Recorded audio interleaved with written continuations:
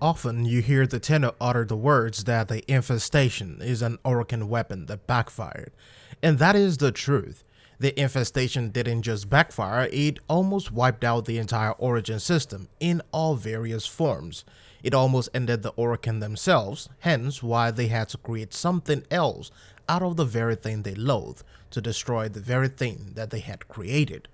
And with the developers now confirming the existence of an infested open world, I thought it would be a great way to pair this lore with something that both connects the creation of the Bane of Sorrows, Saren, and the existence of the derelict regions. Years ago, the Orokin began experimentation on one of their facilities on Eris, or what is now known as the Derelicts. With what was alluded to as the Technocyte virus or the Helmet virus, the Orokin, through various levels of genetic engineering, devised a plague that would wipe out their enemies without sacrificing manpower or the Dax soldiers. And before the indomitable state of the Empire, the Orokin had real enemies.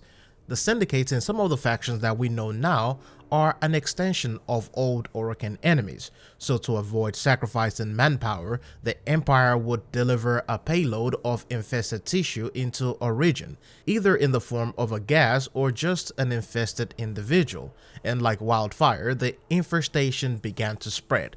What was never an intention of the Orokin was the sentience that came after, or the extent of this infested power.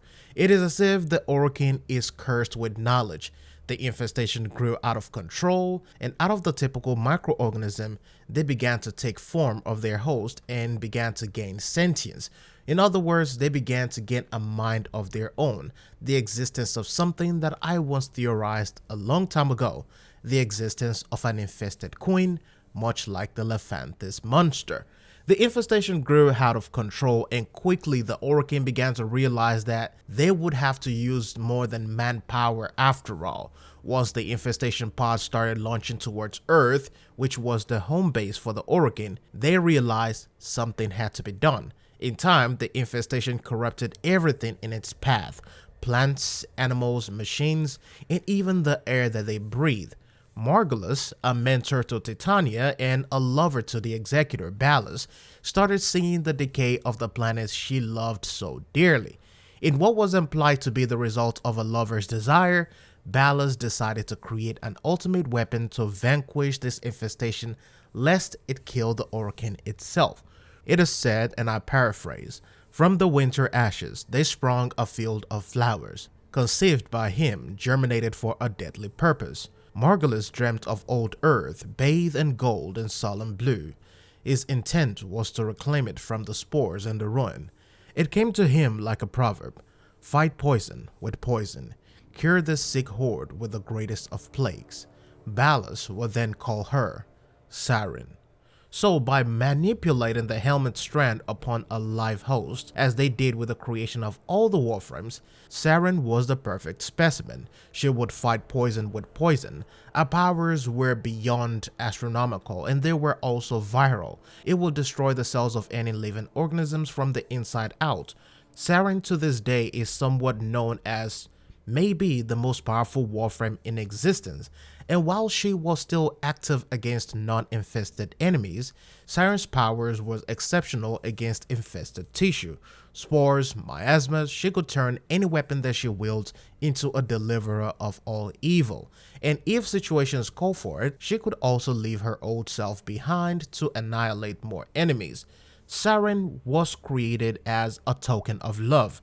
Much like Titania, the spores had the power to spread just like viruses and kill the unkillable foe. With the infested open world now being confirmed, it is a fair assessment that Saren's powers would come to great use as it once did in the days of the old, before the wars, and even during the wars. There are a few frames who transcend the realm of just combat. You have Titania, Oberon, Saren, and of course you have Trinity. This frame's purpose was not only for war, but to reclaim the earth, the land which they once loved.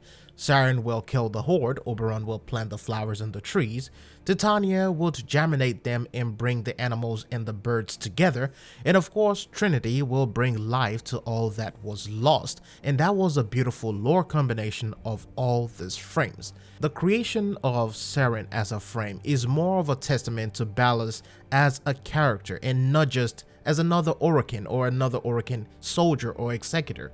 He truly loved Margulis more than he feared anyone.